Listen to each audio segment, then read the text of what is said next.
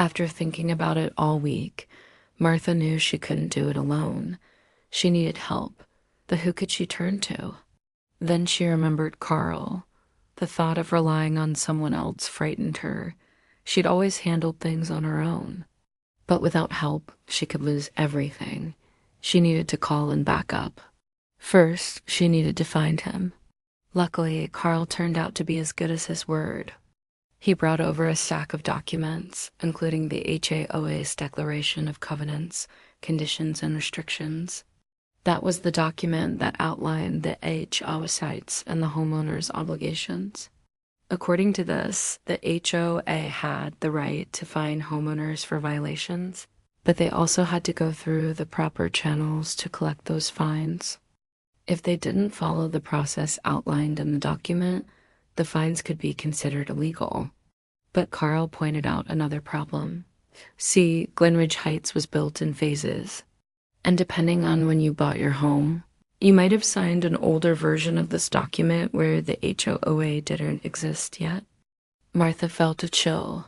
That meant the HOA had no legal authority over her property. It was old news to Carl. My grandparents bought their house in phase one back in 1982. They refused to join the HOA when it showed up a decade later. When they passed away and my mom inherited the house, the HOA tried to impose fines. But because of this document, my mom paid nothing and the HOA hasn't bothered her since. Martha smiled. So it seems like we have a case. Carl studied the papers.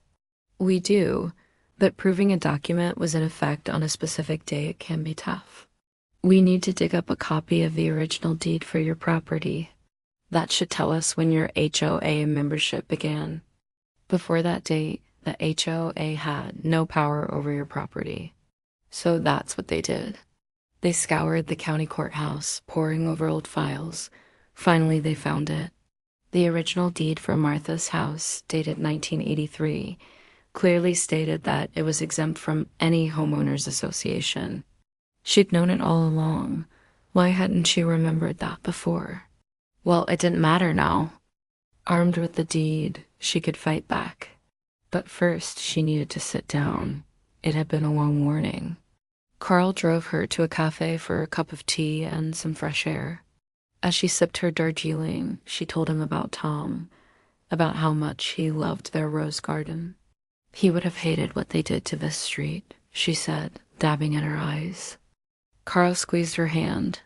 Don't worry, Mrs. Elkins, we'll get them. 3 days later, Martha served the HOA with a demand letter, pointing out that the HOA had no legal authority over her property and that their actions were therefore illegal. She demanded they return all the fines and remove the liens. She even gave them a chance to apologize. She signed it, Martha Elkins, resident of Lot 49, Glenridge Heights. Then she sent it off, her heart pounding in her chest. 4 days later, she got a reply. The tone was clipped, but it was exactly what she'd hoped for. The HOA would cease lien proceedings. The fines would be refunded, and they wouldn't interfere with her landscaping again. That afternoon, Martha poured herself a cup of tea, stood on the porch, and took a deep breath. She was tired and sore, but it was worth it. Her roses were blooming again, and so was she.